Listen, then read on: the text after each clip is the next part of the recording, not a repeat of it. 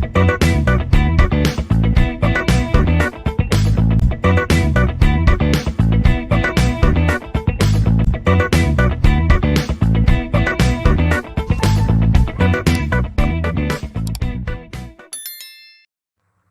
everyone, in this video I will be explaining the branch instructions of the 8051 instruction set. So as you all know, any processor or microcontroller executes the instruction in sequential manner. So in the execution of the instruction, the program counter plays a very important role. Important role is nothing but which instruction is to be executed, that is pointed by the program counter. Means program counter what's the address of the next instruction which is to be executed by the processor. For example, consider this code, that is move a comma hash 06h, and then move r1 comma hash 0002h, then add a comma hash or add a comma r1. Okay, so we'll assume that this instruction is stored in the memory ROM memory location of 00h, and this instruction in the memory location of 002h, and this one is memory location in the stored in the 004h. Okay, so now if the processor starts executing this instruction, is nothing but by default initially the program counter what's the address of the first instruction, that is 000h if it is starting from org00h. So if you want to write our program, if you want to store our program in some other memory location, then we need to verify here. Otherwise by default program counter points the 0th location, right? So now first processor controller will execute this instruction based on the address pointed by the program counter. After execution of this instruction, program counter will be incremented to next memory location, that is 0002h, and the processor monitors the program counter, and based on that it will execute the next instruction. So if you want our microcontroller to do some other task,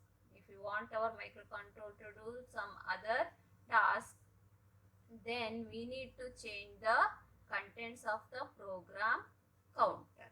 Okay, so that is done by the branch instruction. So what this branch instructions will do, it will transfer the program control to different locations. Okay, so branch instructions mainly classified into two categories. Those are jump instructions and the call instructions. Okay, so these call instructions will be used to call the subroutine. Okay, and this jump instruction, it will jump to the location specified in the instruction. Okay, so now we'll go one by one. Okay, first we'll say, okay, first before discussing each thing, we'll see what this jump instruction does and what this call instruction does. Okay, so this, for example, now we'll assume this is a set of code and this is also set of code. So we'll assume that in this point the microprocessor is executing the instruction. Okay, so it start executing the instruction. At this point, if it finds the branch instruction, so directly it will jump to the location that is specified here, means specified in the jump instruction. Okay, right, and then it will jump to this location, it will start executing this instruction, and it will not worry about where it come from. So, right, so that is done, that is actually some jump instruction. But in case of the call instruction,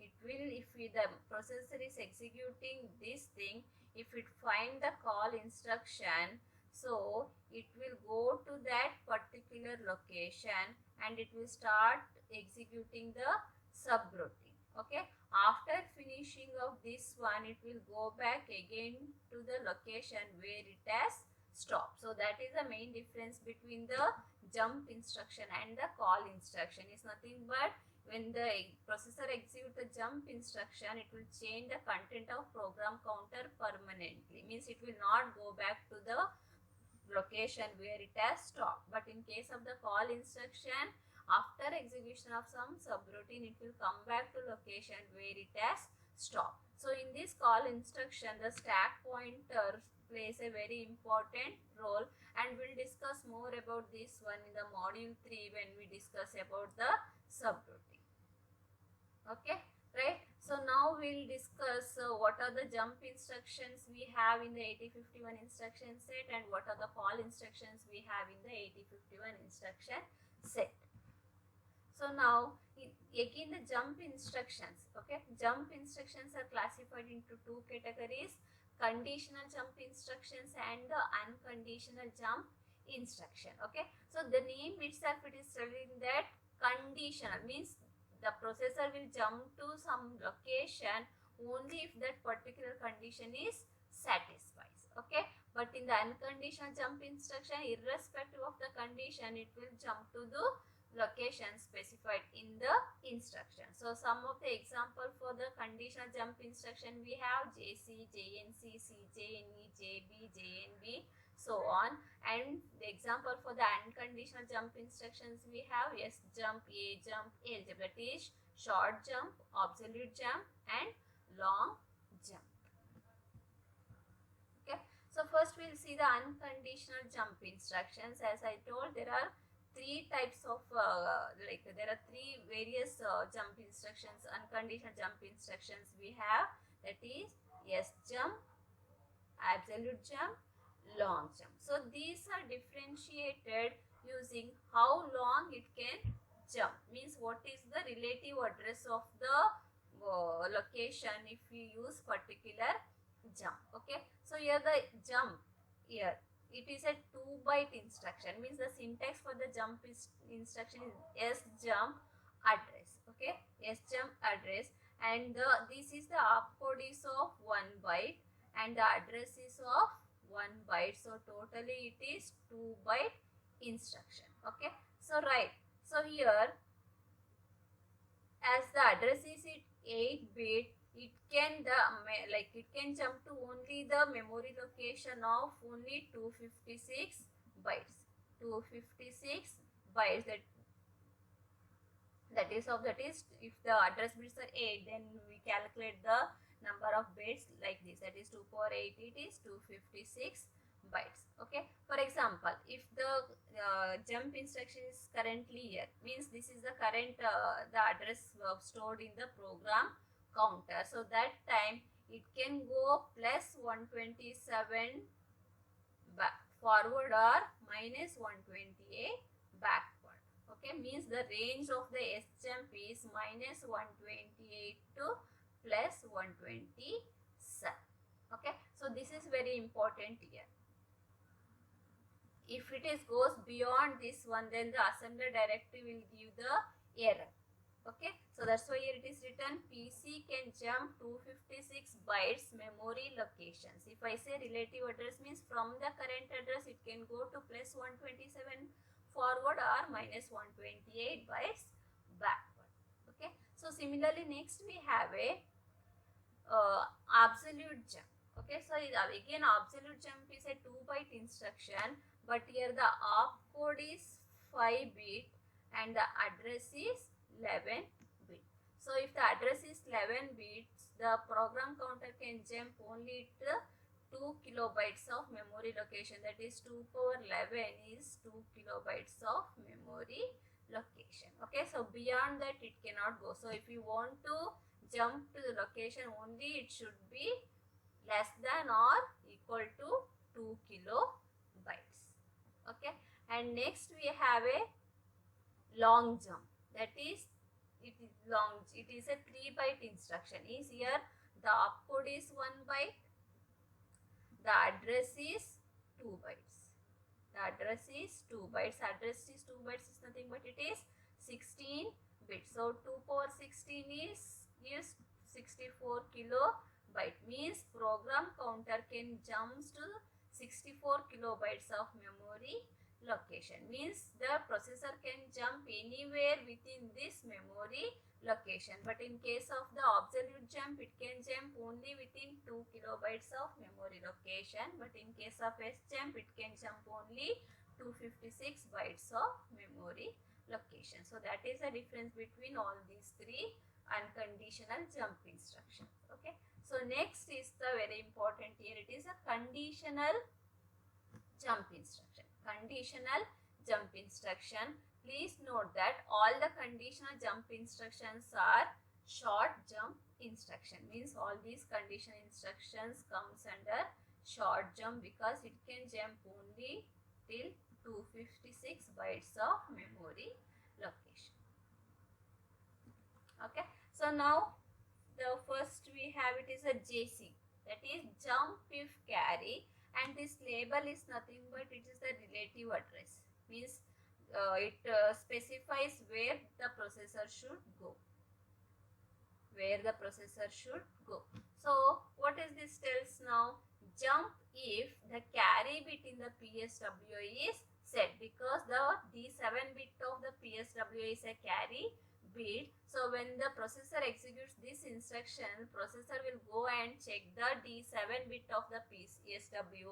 If it is set, then it will jump to this relative address, or it will execute, it will like if not, it continues with the, it executes next instruction. Okay, so for example, if I write here move a comma hash 0ffh, then I will do add a comma hash 0ffh.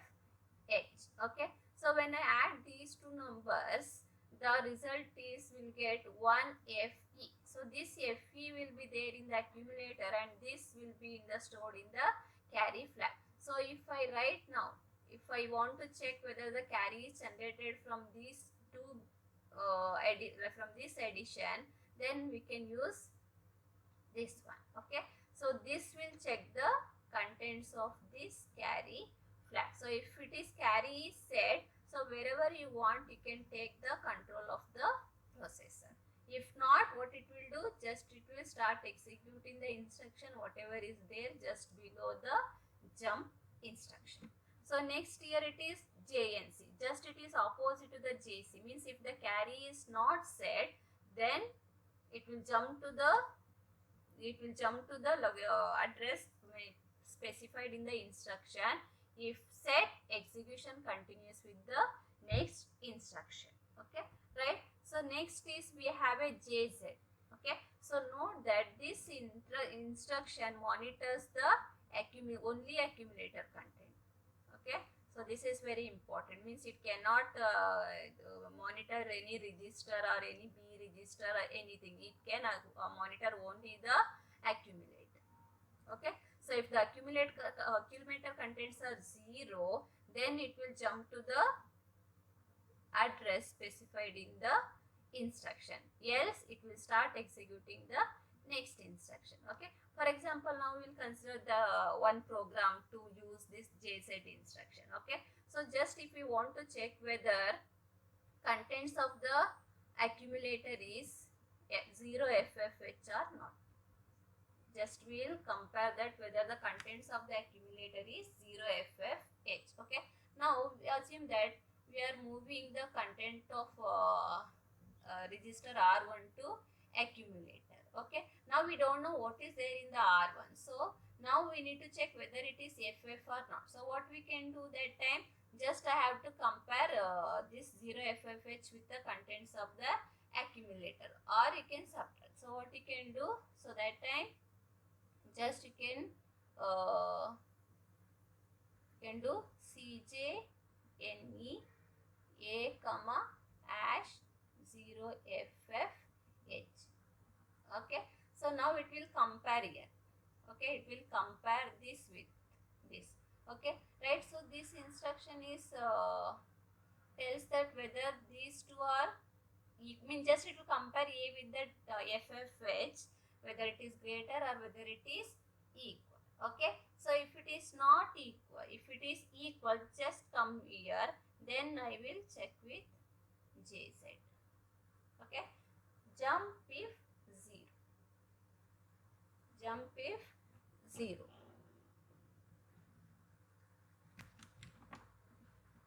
Okay, consider here. I'll move contents of register R1 to A. Okay, assume that R1 is having FFH. Then I'll increment A. Then when it is incremented A, I will check the 0 flag. That is, see, if it is when we increment the accumulator, if it is having FFH, after increment the contents will become 0.